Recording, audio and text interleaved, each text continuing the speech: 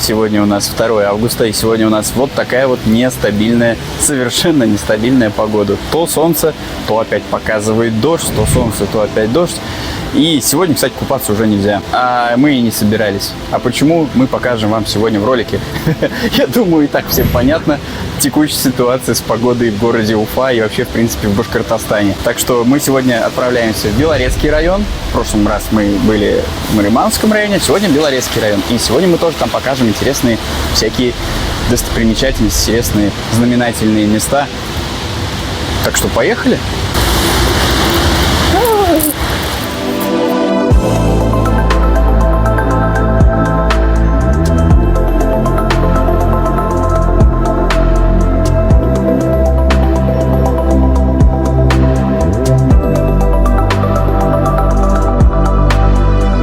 Уже в который раз я зарекаюсь, что не буду снимать видеодороги. И уже в очередной раз я не могу удержаться от того, чтобы не схватить камеру и не заснять красоты дороги Уфа-Белорецк. Сервис путешествий twill.ru опубликовал 5 самых интересных автомобильных маршрутов для путешественников в России, который открывается как раз таки автодорогой Уфа-Белорецк-Абзаково. Также интересен тот момент, что в топ-5 вошли Чуйский тракт на Алтае, дорога Аланец-Сартовала в Карелии, военно-Сухумское шоссе на Кавказе и Лидога-Ванина в Хабаровском крае. Кстати, тем, кто хочет полюбоваться видами того, что осталось от некогда стратегически и туристически важного маршрута по военно-Сухумскому шоссе, то добро пожаловать в Абхазию на экскурсию в Кадорское ущелье. Красоты этого экскурсионного маршрута никого не оставят равнодушными.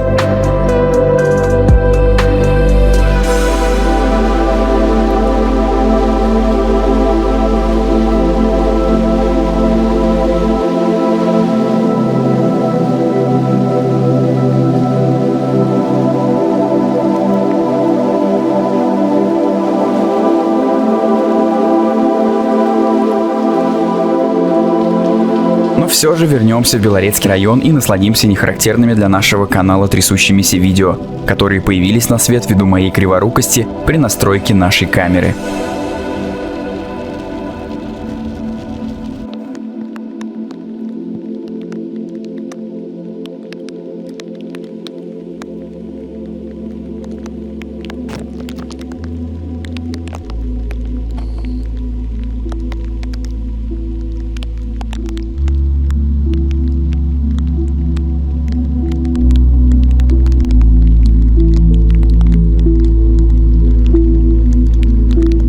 Вот в 180 километрах от Уфы находится место, которое уже очень давно мы хотели посетить. Село Новохасаново, село в Белорецком районе Республики Башкортостан, входит в состав Инзерского сельсовета и находится практически на окраине поселка Инзер. На первый взгляд совершенно непримечательный населенный пункт, который находится на слиянии рек Большого и Малого Инзера. Также сквозь село проходит железная дорога, как бы разделяя его на две части, верхнюю и нижнюю. Однако есть в этом селе одна интересная особенность.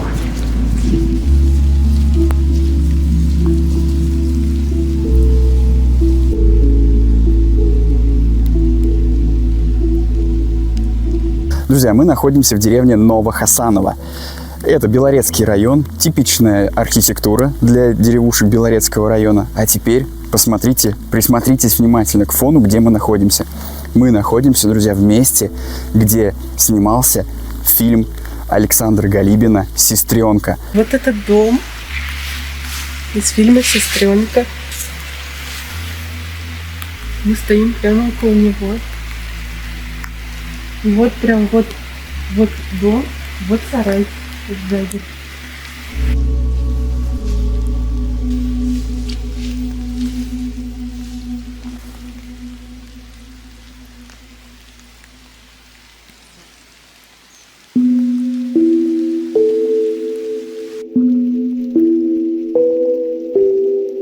Фильм снимался в 2019 году, и мы сейчас находимся прямо на съемочной площадке, там, где все проходило. Нет, эти дома не заброшены, это дома, которые были для съемок фильма «Сестренка». Потрясающий фильм, военная драма по повести Мустая Карима. Замечательный фильм, очень рекомендую его посмотреть. И находясь здесь, у меня мурашки, ребят, не от того, что херачит дождь, не от того, что меня затапливает потихоньку, и, надеюсь, не затопит нашу новую камеру, а от того, что потрясающей красоты места, и здесь очень здорово.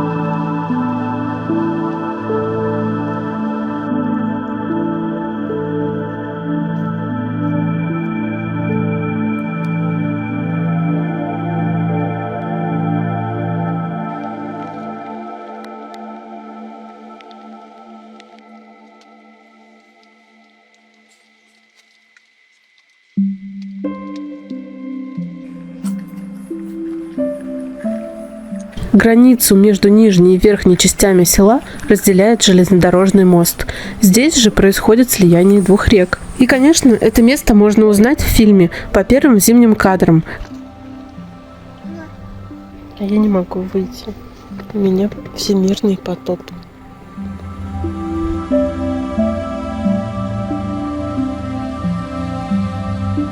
К тому же тут снималась и заключительно очень трогательная сцена фильма «Встреча родителей Емеля и отца Оксаны».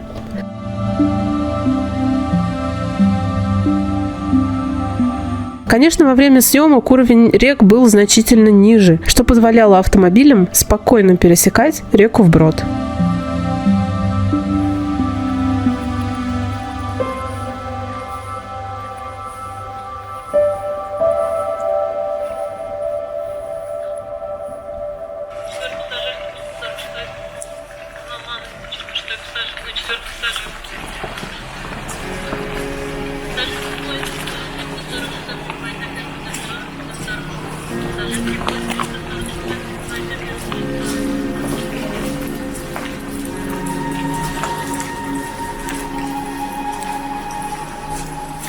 Если вы тоже захотите посетить место съемок, то учитывайте высоту вашего автомобиля, так как наш Outback с дополнительными элементами на крыше с трудом прошел под железнодорожным мостом.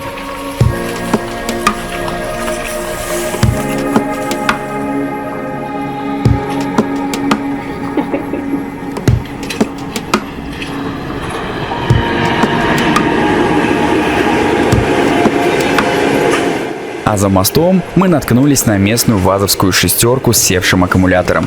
И, конечно, никак не могли проехать мимо, не оказав местным приветливым жителям помощь.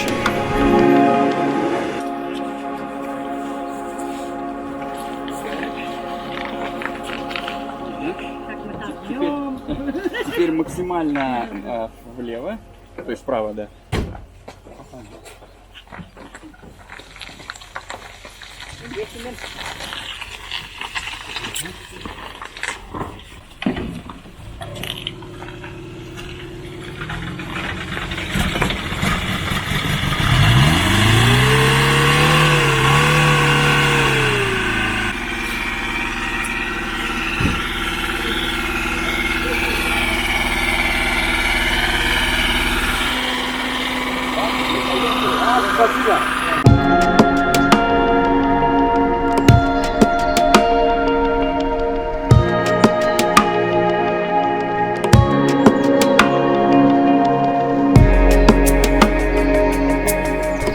На выезде из села нашему вниманию открылась еще одна интересная, теперь уже заключительная локация из фильма – железнодорожный мост, по которому по сценарию фильма проходит военный поезд, на котором Емель со своим другом пытались уехать. Как вы думаете, куда? Куда ехали? Лукаш. На войну. Ах, на войну! Так ведь война в другой стороне. А вы в Сибирь ехали, голубчики мои. Рассматривая скриншоты с фильма, мне удалось заметить интересный момент. На кадрах мы видим тот же мост, однако опоры линий электропередач отсутствуют, как кажется на первый взгляд. Однако, если присмотреться внимательней, то ненароком можно заметить основание тех самых опор и вдобавок представить, какая работа была проделана монтажером, чтобы вернуть зрителей на 70 лет назад.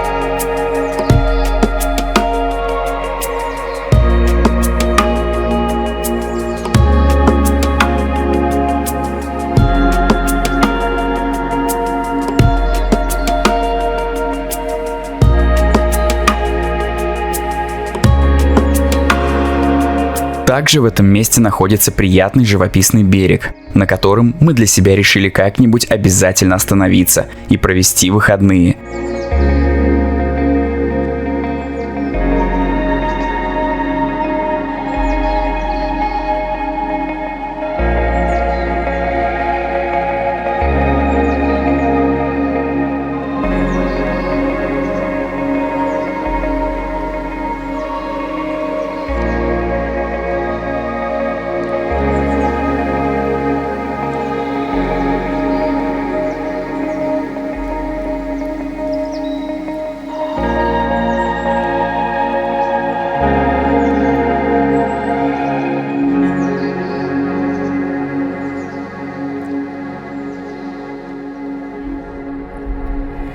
пока что нас ждут красивейшие виды Белорецкой дороги, только уже в направлении села Осы.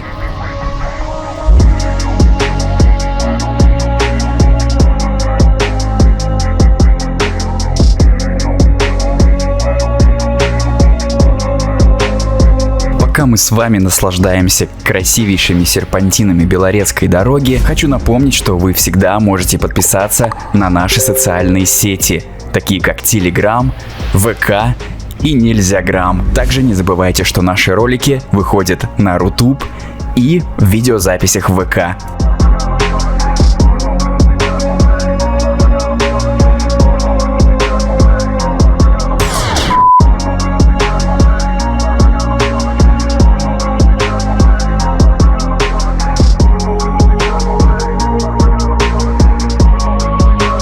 Одно из моих любимых мест с детства в Белорецком районе – это деревня Бриштамак. Вдоль дороги, по которой мы въезжаем в деревню, протекает небольшая речушка Бриш, которая буквально месяц назад затопила дорогу, по которой мы сейчас едем.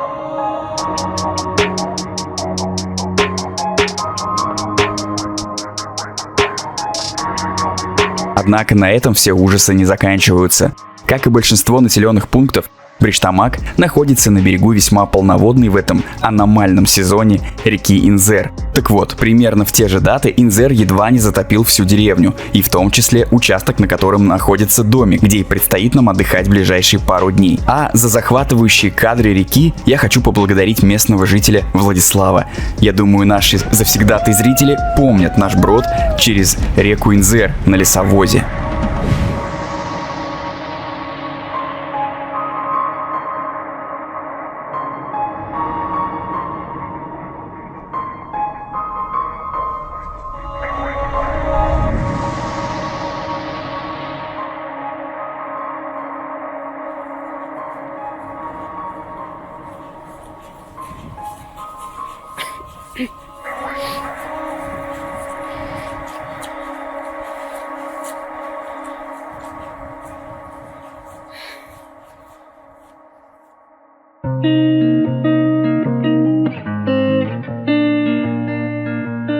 И вот, пробираясь сквозь заросли крапивы и репейники с человеческий рост, мы все же добираемся до входной двери.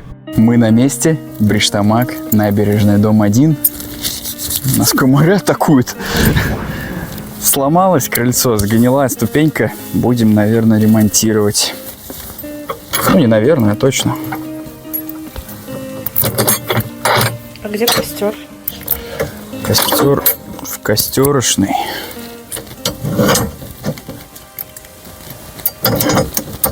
Такие старые замки прям хорошие.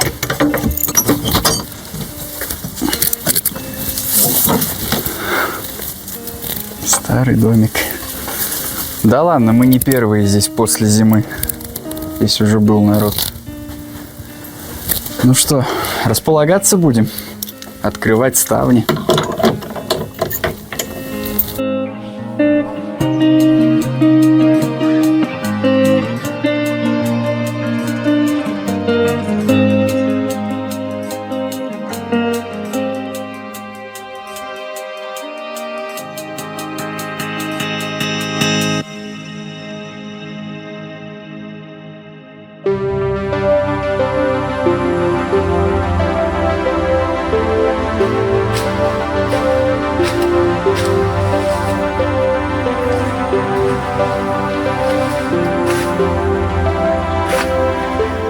Ну куда по помытому?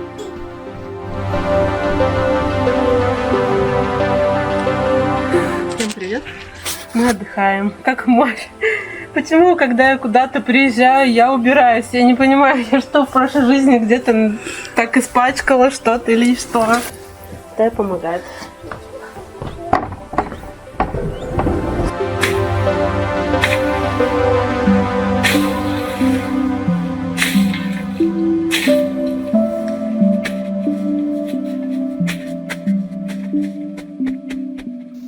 Мне уже ничего не страшно.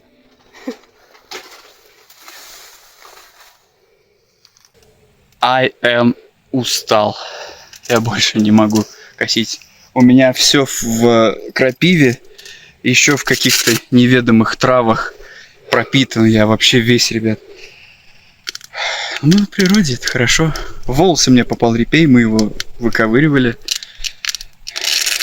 Отдыхаем.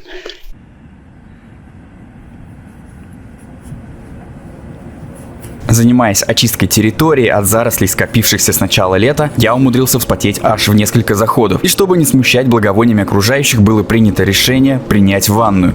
Правда, это больше было похоже на аквапарк с диким течением, непонятной температуры воды. И, кстати, реальную температуру мы узнаем чуть позже.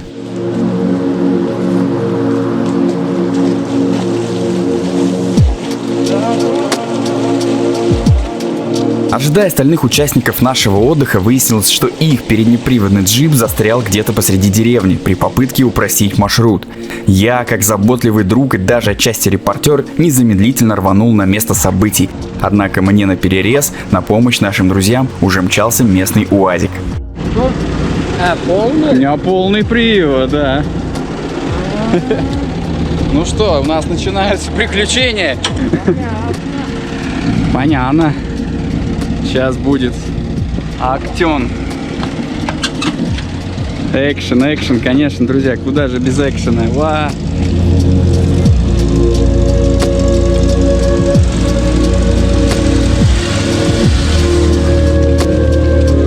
Спасибо. Не за что. После небольшого кофе-брейка мы продолжили работы по благоустройству придомовой территории. Что делаешь? Ходить-то надо. Хорошую делай. Вот она ходит.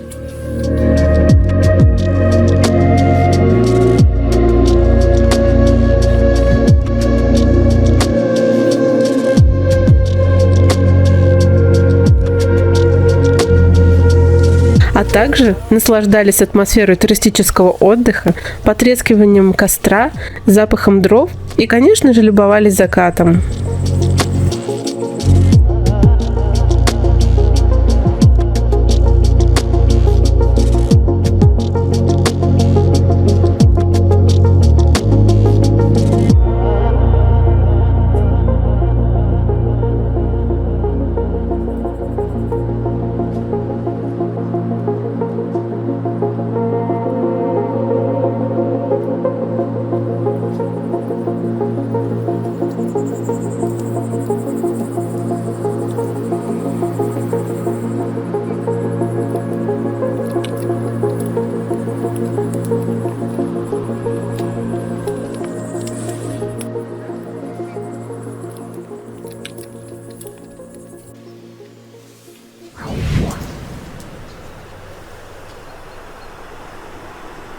Куда пошел?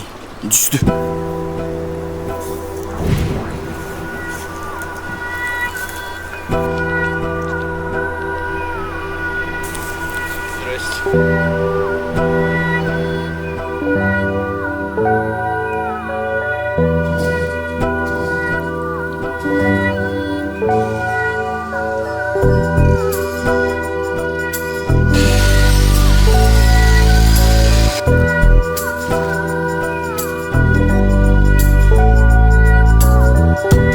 Утро следующего дня встретило нас хорошей солнечной погодой. Мы были в ожидании еще одного экипажа с нашими друзьями. У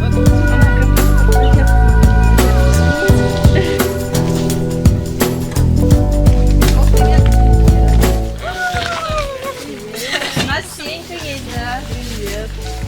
Привет. Это моя любимая. Таечка. Здравствуйте. Это что такое? Что это за приблуда такая?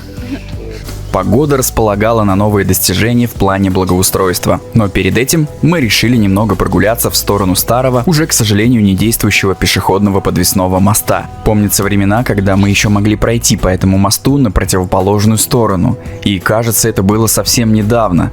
Однако век этого моста постепенно уходит, забирая с собой шансы на его восстановление. Именно под этим мостом мы обычно купались в Инзере, а в этот год нам получится в лучшем случае искупаться прямо возле дома, но об этом чуть позже.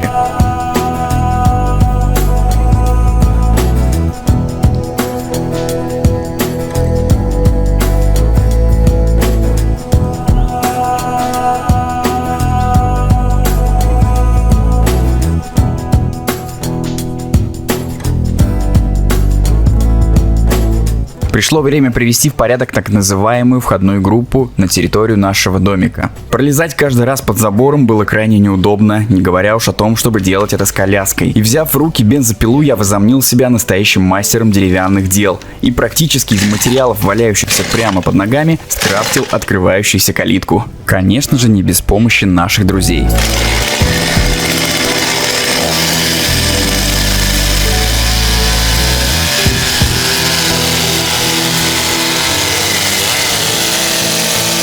Золотая усадьба отдыхает. Выключай. Проведя тщательное испытание калитки на ее надежность и прочность, пополнив запасы дров для нашего вечернего костра, настало время принятия ванн и, конечно же, достаточно редкой на нашем канале, но в то же время интересной рубрики «Температура жор». Ну что, ребят, у нас настала наша традиционная павловская рубрика измерение температуры в водоемах. Вода очень холодная, но мы должны это сделать.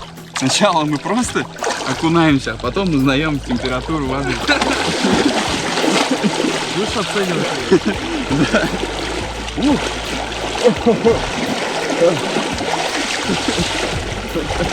Окунаемся в реке и все.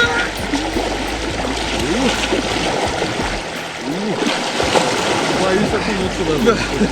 Теперь измеряем, проверяем температуру. Нет, так-то нормально. Ну что, сколько? Она медленно соображает. Там же еще разные слои воды, как завещал великий Сергей Сухумский. Пока 16, 15, ну короче 15, 15,2 пока показывает, но наверное упадет до 15. Ну да, 15 градусов. Пипец.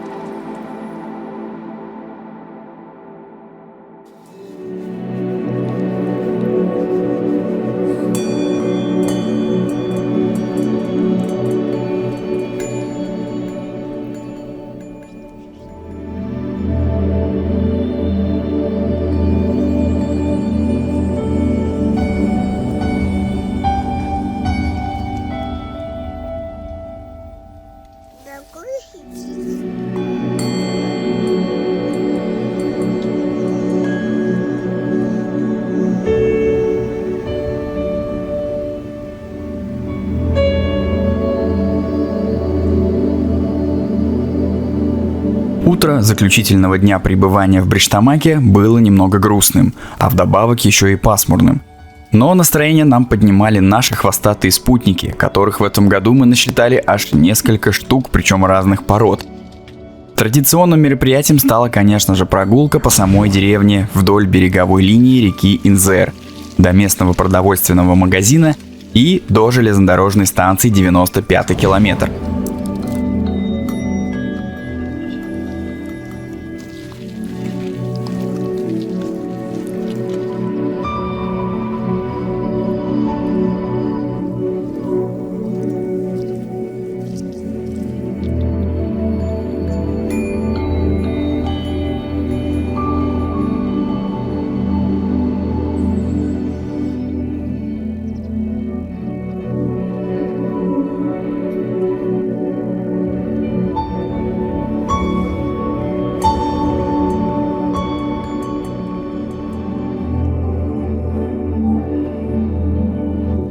Чтобы попасть на станцию, нужно пройти по пешеходному мосту, который, как мы заметили в этом году, стал не таким уж и безопасным.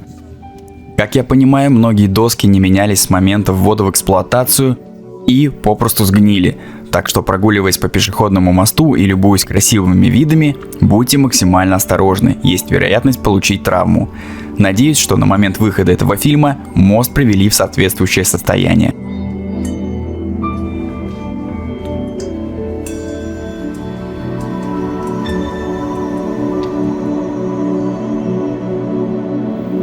Но все же вернемся к железнодорожной станции. ЖД-тематика одна из моих любимых. Уже как-то с детства мне полюбились все сопутствующие и характеризующие железную дорогу вещи. Стук колес, запах криозота от шпал. Возможно, все это связано с тем, что мое детство прошло вблизи ЖД-станции Дема. Надеюсь, что на следующий год у нас будет возможность доехать до Бриштамака на электричке, так как уж больно сильно я соскучился по атмосфере вечерней электрички Инзер-Уфа.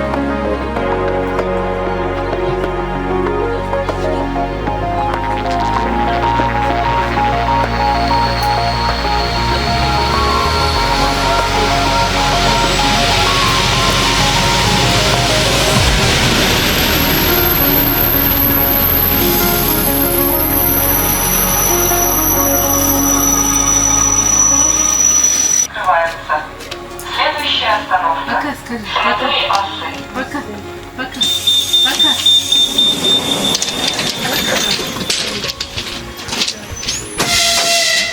Кстати, кто не в курсе, до Инзера теперь ходит вполне современная ласточка, комфорт поездки в которой можно сравнить даже с комфортом путешествия на самолете. Также на этой электричке на станцию прибыли ребята-путешественники на велосипедах и неожиданно и приятно стали нашими подписчиками, за что им большое спасибо.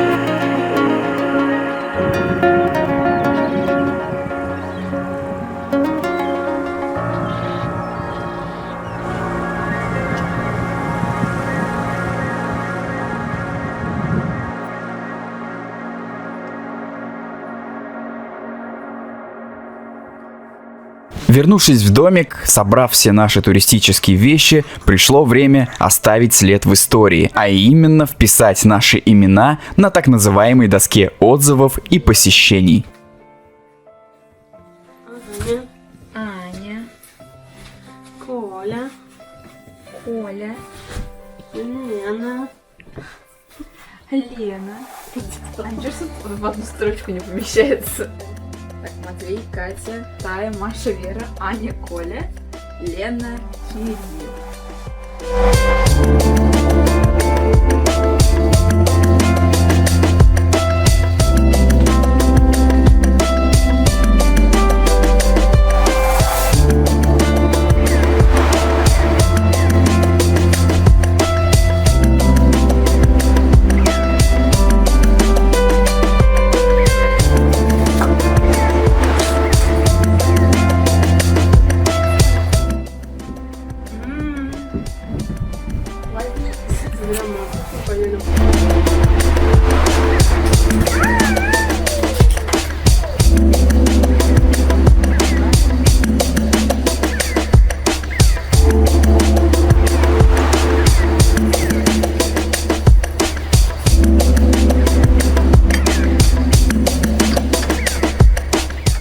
На 2 амбарных замка.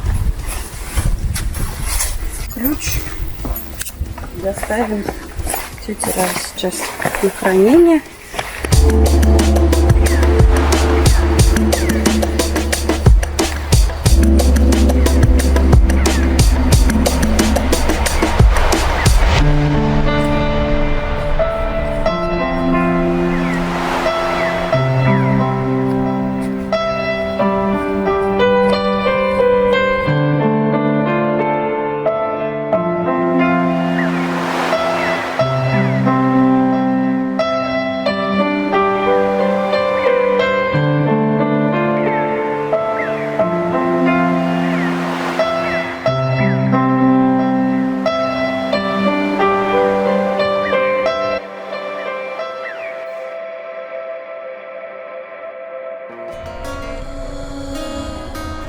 Вот и подошло время отправляться нам в сторону дома. Но перед тем, как выехать на основную трассу, мы решили немного разнообразить путь и направились в сторону села Осы.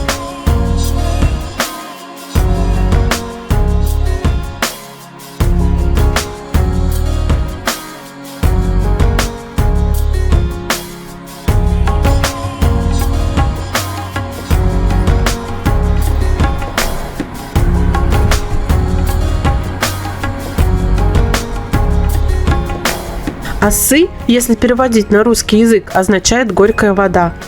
Кстати, село Осы гордо носит звание курорта, так как здесь располагается одноименный санаторий. Помните, в начале ролика мы с вами вспоминали фильм Александра Галибина «Сестренка»?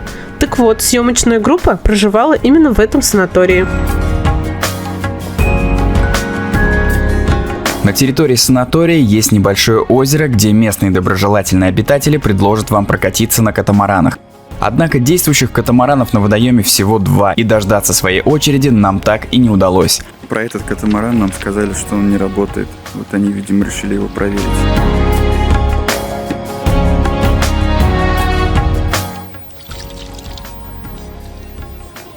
Тут вода пресная, как в Каспийском море.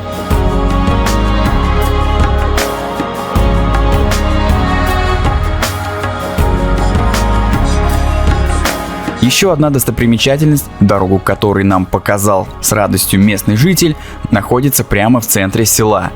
Осинский минеральный источник – гидрогеологический памятник природы федерального значения. Всего на протяжении 2 километров по левому берегу ручья Тузелга, что в переводе означает «соленая речка», на поверхность выходит 17 родников, 14 из которых вода минерализирована. А почему ты говоришь, что ее нельзя пить? Потому что она соленая. А Матвей пьет. Тогда не набирай много, хватит. Ее разбавлять надо. Если пить, до еды за 20 минут. Ее надо разбавлять. А вообще мы дочери берем лицо протирать. Помогаться, горло полоскать ее можно. Нос, горло только разбавлять. Может, мое лицо тоже починить? По гидрохимическому составу вода источников относится к хлоридно-натриевому кальциевому типу. Осинские минеральные источники – это словно привет из древнего высохшего моря, которое когда-то плескалось на территории Башкирии. Море высохло, на его месте поднялись Уральские горы, а соль, что содержалась в воде, вместе с водами тут и там выходит на поверхность.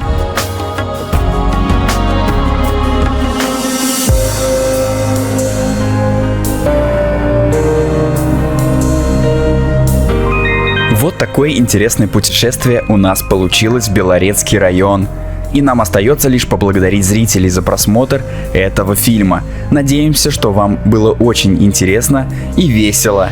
Также хотим напомнить, что все ссылки на наши социальные сети и необходимые контакты есть в описании под роликом. Ставьте лайки, подписывайтесь на канал и до встречи в наших новых путешествиях.